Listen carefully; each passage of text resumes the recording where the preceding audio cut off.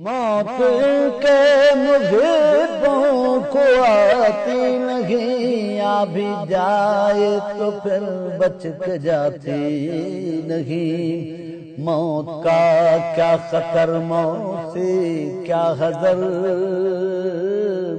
اس سے بچنا بھی کیا آ گئی۔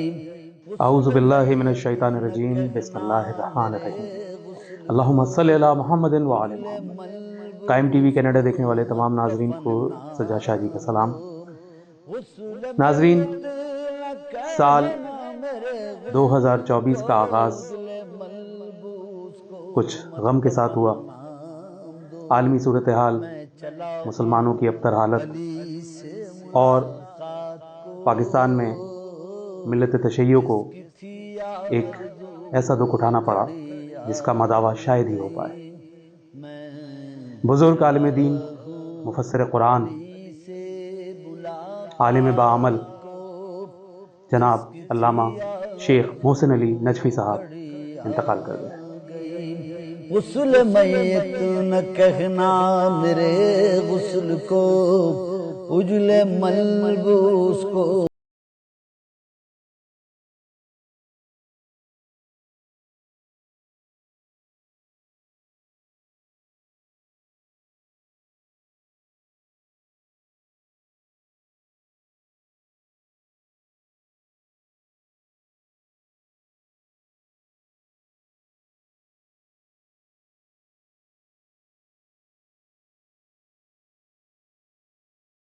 پاکستان کے شمالی علاقہ جات جو اپنی قدرتی خوبصورتی اور سرسبز و شادابی کی وجہ سے کسی تعارف کے محتاج نہیں ہیں، وہاں کے شہر اسکردو سے 60 کلومیٹر دور ایک گاؤں میں 1943 میں 1943 میں علامہ شیخ محسن علی نجفی صاحب کی ولادت ہوئی۔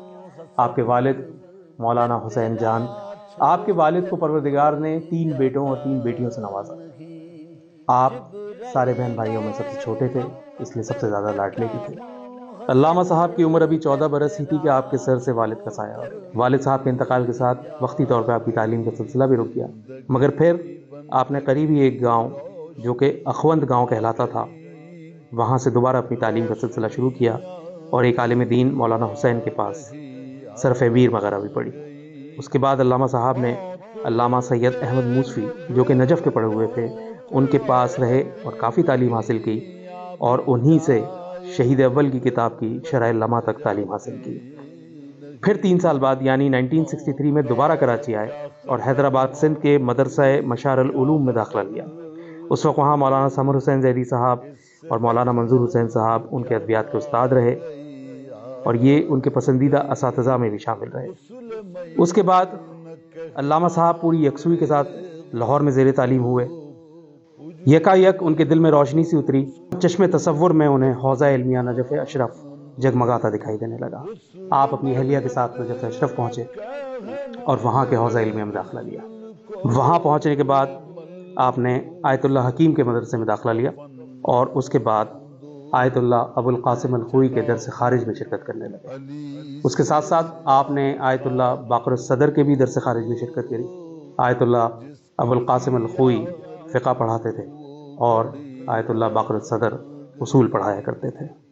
آپ کی خدمات کا خلاصہ اگر قرآنی خدمات کو دیکھا جائے تو ترجمہ قرآن جو بلاغ قرآن کے نام سے شائع ہوا اور علمی حلقوں میں بہت مقبول ہے، تفسیر کوثر قرآن کریم جو 10 جلدوں پر مشتمل ہے، آپ کی تعلیمی خدمات، Uswah education system, 12 intermediate colleges, 4 technical colleges, 2 paramedical colleges, اور اسی طرح کی بے شمار سماجی اور فلاحی خدمات، اسکالرشپ کے پروگرام، جامع الکوثر کا قیام، قدرتی آفات اور انسانی سانحات پر دکھی انسانیت کی فوری امداد اور فلاح و بہبود کے اقدامات میں پیش صدر پاکستان اور وزیر اعظم پاکستان کی جانب سے حسن کارکردگی ایوارڈ کا حاصل فلاحی ادارہ ہے۔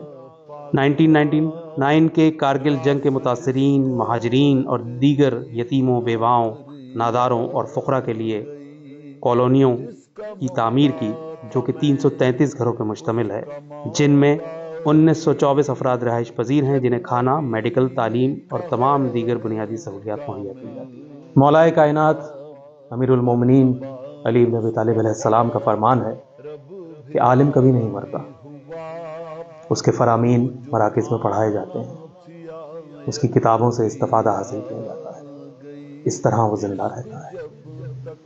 علامہ صاحب نے جس قدر ملت تشیع کے لیے، اس قوم کے لیے تعلیمی خدمات انجام دی ہیں، وہ اس کی صورت میں زندہ رہیں گے۔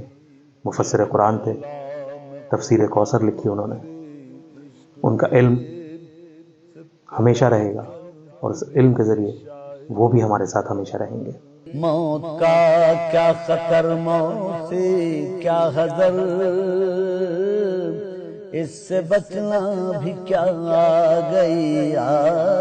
گئی، غسل میت نہ کہنا میرے غسل کو، اجل ملبوس کو